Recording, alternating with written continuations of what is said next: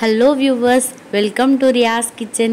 இன்னைக்கு வீடியோல நம்ம பார்க்க போற ரெசிபி சூப்பரான டேஸ்டியான ஈஸியான டீ கடையில செய்யற மொறு கடலை மாவு போண்டா தாங்க எப்படி செய்யறதுன்னு சொல்லிட்டு பார்க்க போறோம். இந்த போண்டா செய்ய 1 கப் அளவுக்கு கடலை மாவு எடுத்துக்கலாம்.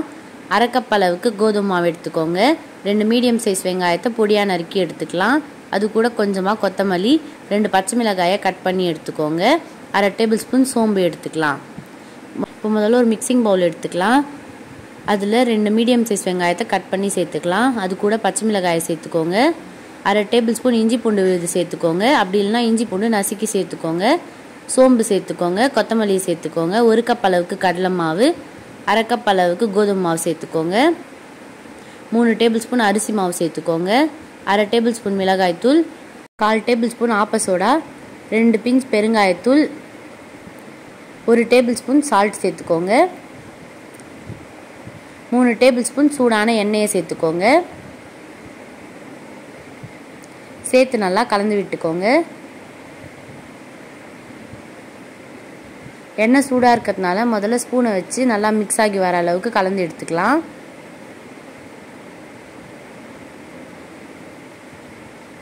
இப்போ கை பொறுக்கிற அளவுக்கு சூடு ஆறுனதுமே கையால் நல்லா கலந்து எடுத்துக்கோங்க. எல்லாமே நல்லா மிக்ஸ் ஆகி வர அளவுக்கு கலந்து எடுத்துக்கலாம்.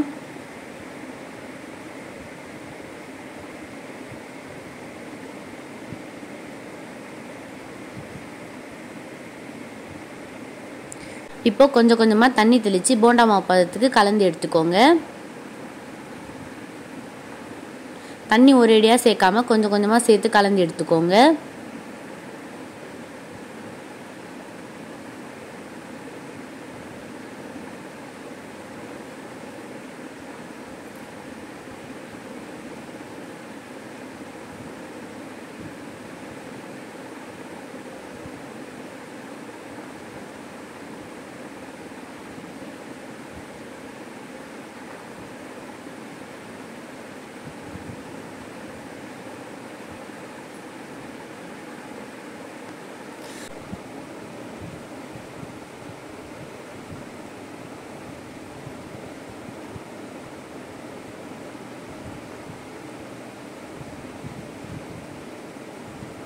இப்போ மறுபடியும் இன்னும் கொஞ்சம் தண்ணி தெளித்து நல்லா கலந்து எடுத்துக்கோங்க.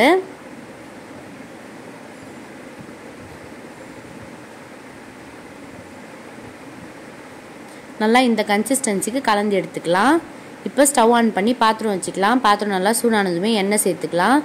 எண்ணெய் நல்லா சூடானதும் நம்ம ரெடி பண்ணி வச்ச கடலை மாவு போண்டாவை ஒன்று ஒன்றா எண்ணெயில் சேர்த்து ஃப்ரை பண்ணிக்கலாம்.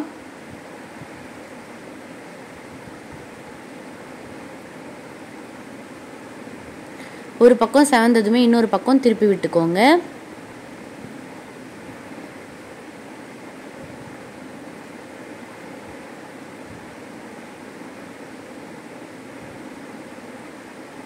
ரெண்டு பக்கமும் நல்லா செவந்து வெந்து வந்ததுமே இதை நம்ம பிளேட்டுக்கு மாற்றிக்கலாம்.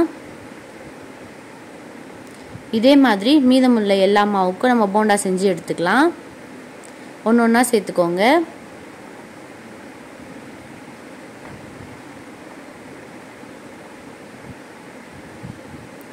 ஒரு பக்கம் செவந்ததுமே இன்னொரு பக்கம் திருப்பி விட்டுக்கலாம்.